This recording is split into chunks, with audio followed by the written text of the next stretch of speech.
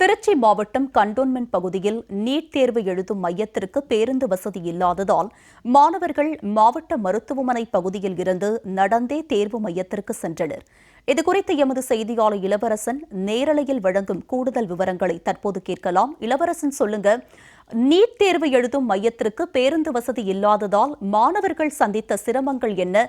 உரிய பேருந்து வசதிகள் செய்யப்படாததற்கு என்ன காரணம்? விவரங்களை பதிவு பண்ணுங்க.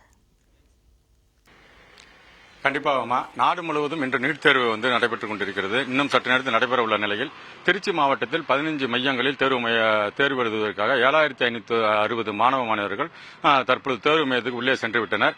இன்று காலை 11:30 மணியிலிருந்து உள்ளே அனுமதிக்கப்பட்டவர்கள் 1:30 மணிக்கு பிறகு தேர்வு மையத்திற்கு யாரும் அனுமதிக்கப்பட மாட்டார்கள் என கூறியுள்ள நிலையில் தற்பொழுது நாம் இருக்கும் இடம் கண்டோன்மென்ட் பகுதியில் இருக்கிற தனியார் பள்ளியில் தான் தேர்வு மையம் நடந்து கொண்டிருக்கிறது. கமலாநிகேதன் பள்ளியில் ஒளிப்பதிவாளர் கணேஷ்குமார் இந்த பகுதியை காட்சிப்படுத்திக் கொண்டிருக்கிறார்.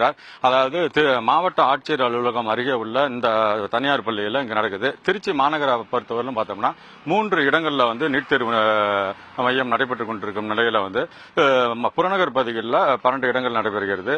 இந்த தேர்வு மையங்களுக்கு பல்வேறு பகுதியில் பேருந்து வசதி இல்லை என ஒரு குற்றச்சாட்டு நிலை வருகிறது. அதாவது சாந்திநிகேதன் பள்ளி என்பது மாவட்ட ஆட்சியர் அலுவலகம் புறப்பகுதியில் இருக்கிறது. இதற்கு வர வேண்டும் என்றால் மாவட்ட அரசு மருத்துவமனை அருகே பேருந்தில் இறங்கி அங்கிருந்து நடந்து வர வேண்டும். இதுக்கு தனியாக சிறப்பு பேருந்துகள் இல்லை என இல்லாததால் இந்த கோடை வெயில் அதுவும் இன்று கத்திரி வெயில் இருக்கும் நிலையில் தொடர்ந்து இந்த பகுதியில் நடந்து வந்துதான் மாணவர்கள் உள்ளே செல்லும் காட்சியை நாம் பார்க்க முடிந்தது.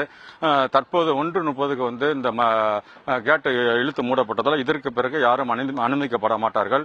உள்ளே செல்லும் மாணவர்கள் 4 சான்றிதழ், அதாவது அடையாள அட்டை மற்றும் நீட் தேர்வு எழுதுவதற்கான ஹால் டிக்கெட் உள்ளிட்ட 4 சான்றிதழ்கள் மட்டும் உள்ளே எடுத்துச் செல்ல அனுமதிக்கப்பட்டார்கள்.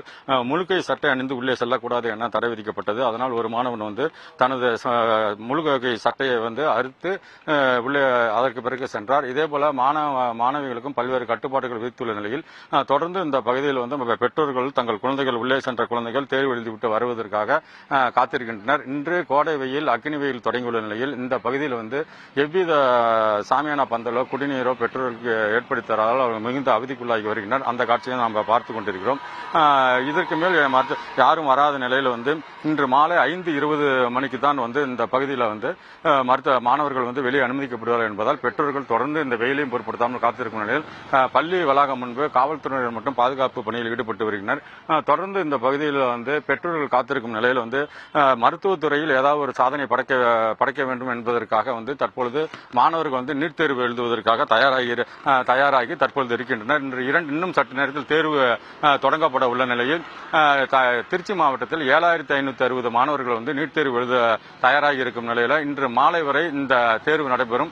அதற்கு பிறகு மாணவர்கள் வெளியே அனுமதிக்கப்படுவார்கள். அதற்கு பிறகு இந்த தேர்வில் அவர்கள் எந்த விதத்தில் தேர்வு எழுதினார்கள் என்பது குறித்து தெரிய வரும். இந்த நிலையில் ஏற்கனவே கூறியது போல அக்னி வெயிலையும் பொருட்படுத்தாமல் பெற்றோர்கள் தங்கள் குழந்தைகளை தேர்வு மையத்திற்கு அனுப்பிவிட்டு வெளியே அந்த வெயிலில் காத்திருக்கும் நிலை தொடர்ந்து காணப்படுகிறது.